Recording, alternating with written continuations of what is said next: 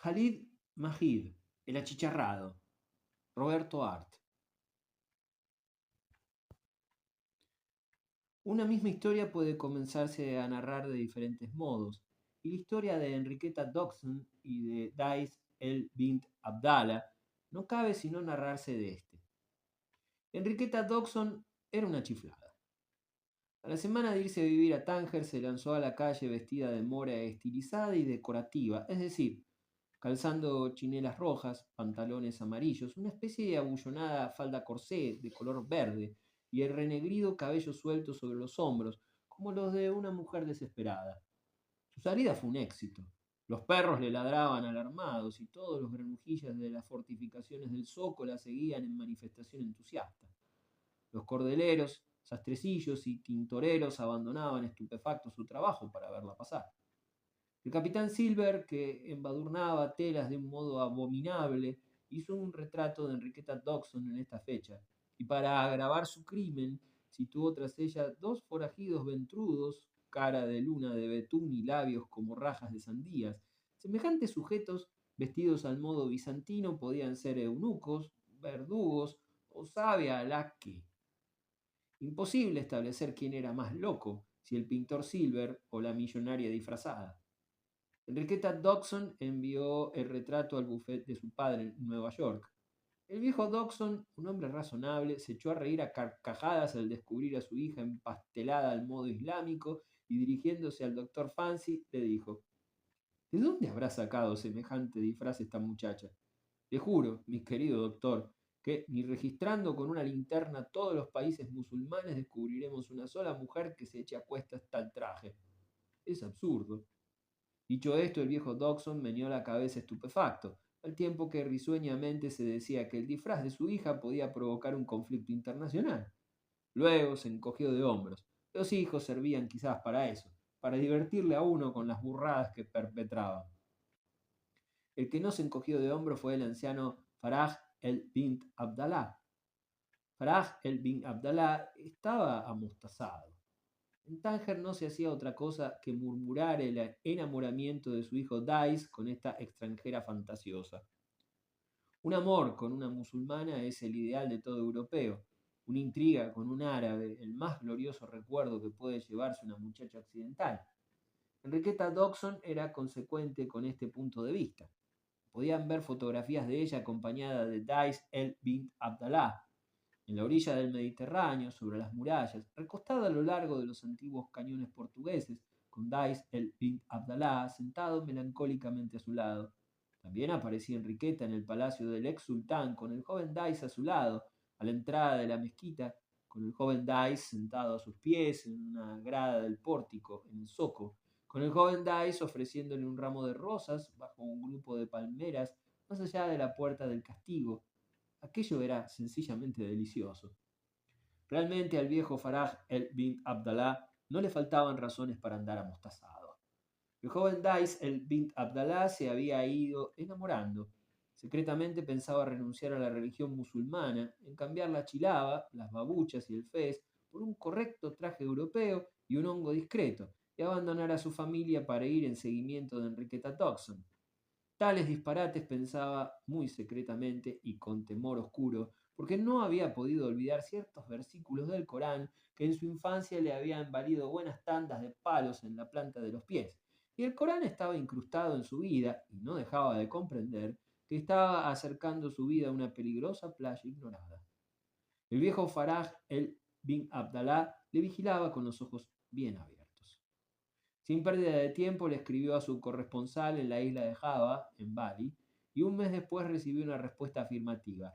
Podía enviar su hijo a Java, se haría cargo de él su amigo, el usurero Hassan. Cierto es que el Corán prohíbe terminantemente la usura, pero esto es con los musulmanes, y el astuto Hassan, en la isla de Java, ejercía la usura no con los musulmanes, sino con los infieles, es decir, con los campesinos chinos y budistas. El Corán no prohíbe beneficiarse con la hacienda de los incrédulos. El viejo Faraj, una vez recibida la respuesta de Java, llamó a su hijo Dais a la sala de abluciones de su casa y sentado frente a él mientras el joven permanecía respetuosamente de pie, le dijo: Sé que te has enamorado de una perra infiel, ¿Pretendes que la cólera de Alá ruede sobre nuestras cabezas? ¿Sabes tú lo que encierran los sesos de carnero de una mujer extranjera a tu raza y a tu religión? De una mujer que se pasea semidesnuda entre los hombres, mostrándole sus piernas y su rostro y bebiendo como una mula, no agua, sino licores. Dais el Bin Abdalá permanecía silencioso, como cuadra un buen hijo.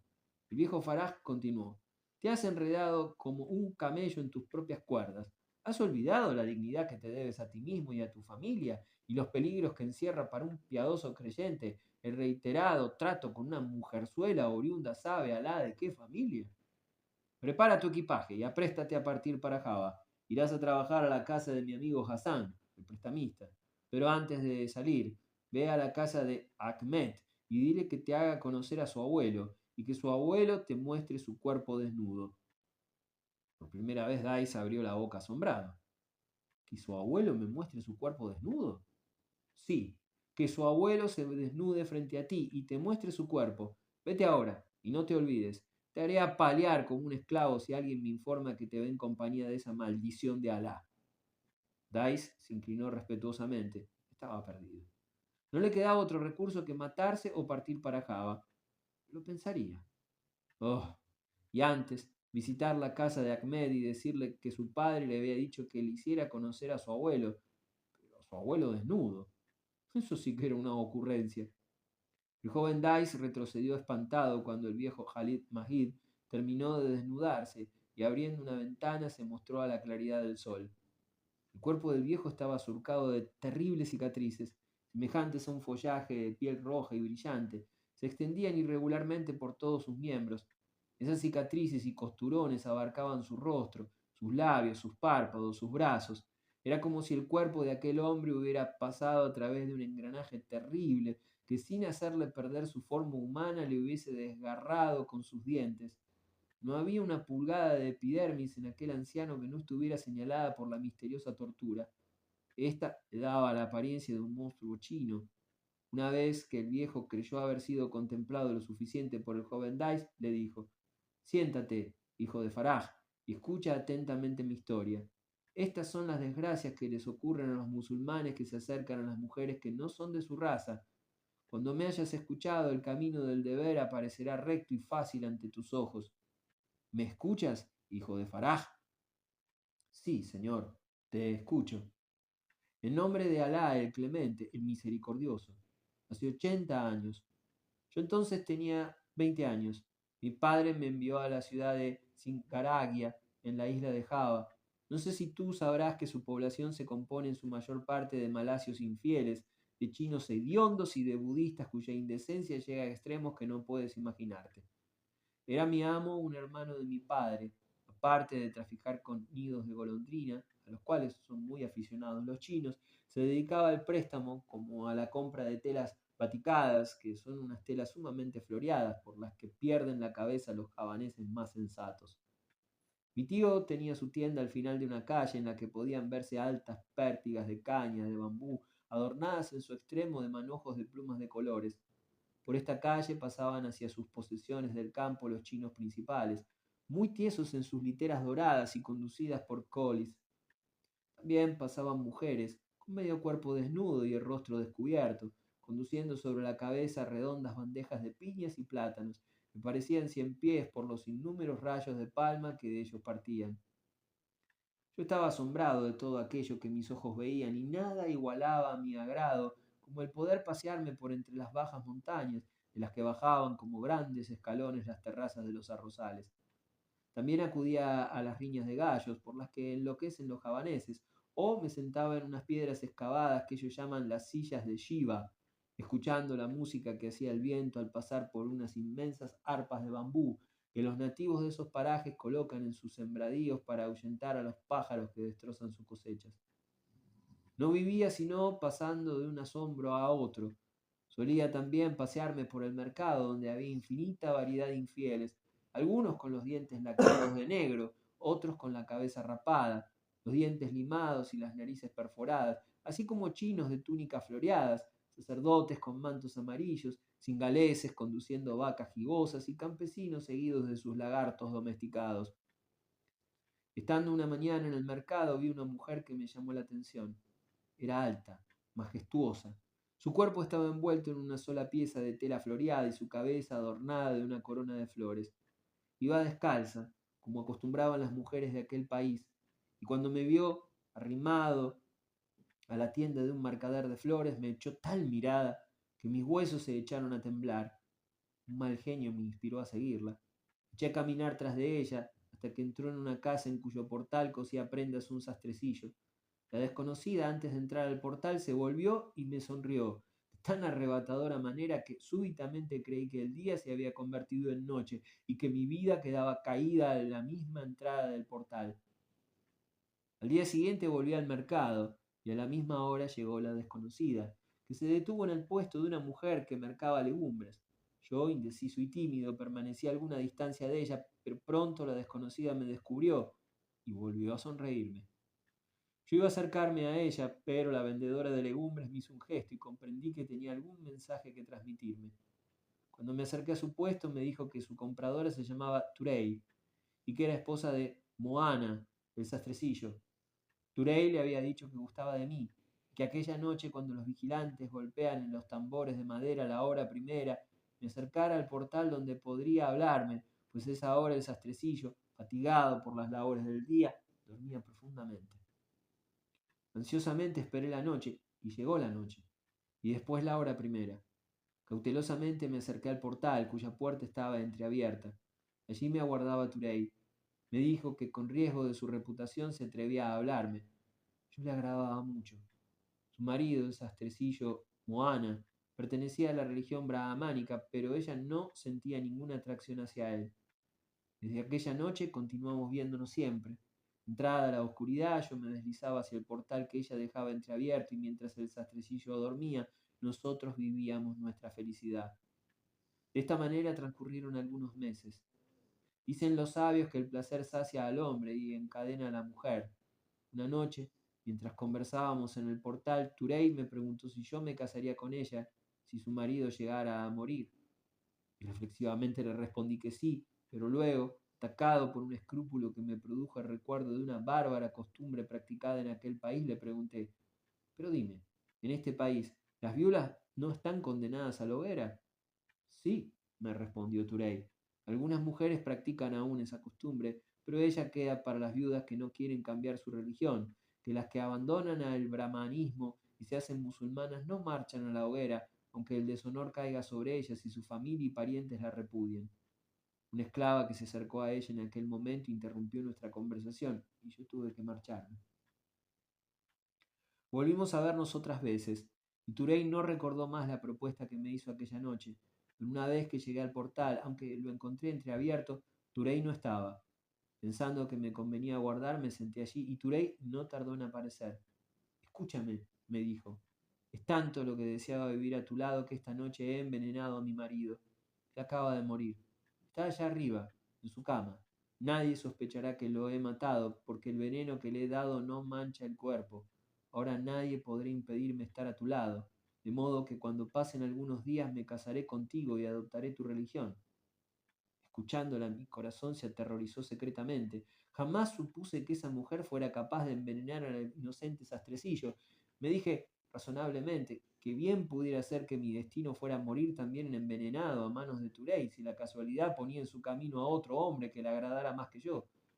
Sin poder detenerme, no le oculté mi repulsión por el crimen que había cometido. Le dije que aquella era la última vez que nos veíamos y que no se acercara nunca más a mí, porque si no la denunciaría a la justicia del sultán por el delito cometido. Turey escuchó en silencio mis palabras y yo sentí que sus ojos me atravesaban el corazón como dagas envenenadas. Sin saber por qué, en ese momento entró un miedo, pánico en mi entendimiento. Sin poderme reportar, me aparté corriendo del portal. Parecíame que la misma sombra del sastrecillo recién asesinado me amenazaba de terrible muerte, o me previniera de un suceso peor aún. Aquella noche no pude conciliar el sueño. Pensaba que en cierto modo yo era el culpable del triste final de Moana y que el día del juicio final me sería pedida cuenta de su tremenda suerte. Desvelado con tan siniestros pensamientos, vi llegar el amanecer, y cuando entré en la tienda de mi tío, éste me dijo: No sabes la novedad. Anoche murió Moana, el sastrecillo. Su viuda ha manifestado el deseo de morir en la misma hoguera que carboniza el cuerpo de su marido. Realmente, estas mujeres bárbaras dan muestra a veces de una fidelidad que ni entre los mismos creyentes se encuentra para raro ejemplo. Si bien me espantó el fin del sastrecillo, más aún me asombró el propósito de Turey. ¿Qué se proponía al manifestar su voluntad de morir en la hoguera? ¿Hacerse perdonar por el Dios de sus creencias el mortal pecado que había cometido? Aunque mozo y reflexivo, adivinaba que un destino grave había caído sobre mi cabeza. En pocas horas, con mi conducta licenciosa había provocado la muerte de un honesto cortador de prendas y ahora el suicidio de su arrepentida viuda. Indudablemente que algún día el ángel de la muerte me pediría cuentas de semejantes desaguisados, y no terminaba de jurarme a mí mismo que jamás volvería a fijar los ojos en la mujer del prójimo, cuando inopinadamente apareció la esclava de Turey, quien, dirigiéndose a mí, me dijo: mi señora manda decirte que, de acuerdo con las costumbres de su país, su difunto marido será quemado en una hoguera, y que ella, como cuadra una viuda honesta, se precipitará en ella. Díjome también que te diga que le agradaría mucho verte en el cortejo de los que la despidan de esta vida. Yo me estremecí de horror frente al sacrificio casi inevitable. Sin embargo, para calmar mis remordimientos, me decía que Turey, llegado el momento, no se atrevería a arrojarse entre las llamas, y dejé que su esclava se retirara, después de prometerle que cumpliría con mi deber e iría a verla morir. Por la tarde, lívido como el mismo muerto a quien llevaban a quemar a una hoguera que se encendería en el bosque, me incorporé al cortejo funesto. Rodeada de los malditos sacerdotes brahmanes y de viejas desgreñadas que más parecían fieras carniceras que seres humanos, marchaba Turey con el rostro rayado de sangrientos arañazos y los ojos hinchados por interminable llanto. Yo la miraba sin acertar a comprender cómo era posible que, amando tanto la vida y el placer, diera su vida por un ser que, cuando estuvo vivo, ella mató. A su lado, como protegiéndola de aquellas que podían persuadirla de que no llevara a cabo tan bárbaro propósito como el de quemarse viva, marchaban los parientes del sastrecillo, y todos la cumplimentaban por su conducta y fidelidad a las costumbres del país. Llegados al bosque, los que formábamos el cortejo hicimos un círculo en torno de un monte de leña, donde se abrazaría el muerto y se suicidaría su viuda. Yo no abandonaba la esperanza de que, llegado el extremo momento, Turey se negaría a arrojarse entre las llamas. A todo esto, los sacerdotes colocaron el cadáver del sastrecillo sobre los maderos regados de aceite, y un monje encendió la pira. Una rápida llamarada envolvió el montecillo de madera. Turey, separándose del cortejo, echó a caminar en torno de la hoguera para buscar el lugar más bajo y entrar en ella. Se acercó a mí. Yo iba a recibir su postrer saludo. ¡Horror! De pronto me sentí agarrado por los ganchos de sus manos y arrastrado con infernal violencia al centro del brasero. Rodamos encima de las brasas. Yo profería terribles gritos, tratando de liberarme del mortal abrazo de ese monstruo, cuya venganza era manifiesta ahora. Llamaradas lamían mi cuerpo y mi túnica ardía rápidamente. De pronto los brazos de la horrible mujer que me mantenían pegado al fuego se aflojaron. Con mis vestiduras incendiadas, achicharrado, vivo, me arrojé fuera de la hoguera y, casi desvanecido, caí sobre la hierba del prado. ¿Con qué palabras contarte mis terribles sufrimientos? Oh, hijo de Faraj. Me sumergieron en un barril de aceite, donde durante muchos días y muchas noches creí que los sufrimientos terminarían por hacerme perder la razón. Mi tío, mis amigos, nadie creía que resistiría a las graves quemaduras que me desfiguraban el cuerpo. Sin embargo, poco a poco fui reponiéndome, y aunque el fuego de la hoguera me había transformado en un monstruo, no pude menos de darle las gracias a Alá por haberme inferido tan clemente castigo. Ahora ya lo sabes, hijo del amigo de mi hijo, no busques amor de mujer fuera de tu raza, de tu ciudad natal y de tu religión. Y esta, aunque ingenua, fue la causa por la que Enriqueta Dodson, de la mañana a la noche, dejó de ver para siempre al joven Dais el-Blind Abdallah, que, sin despedirse de ella, se embarcó para Java en busca del olvido de una pasión insensata.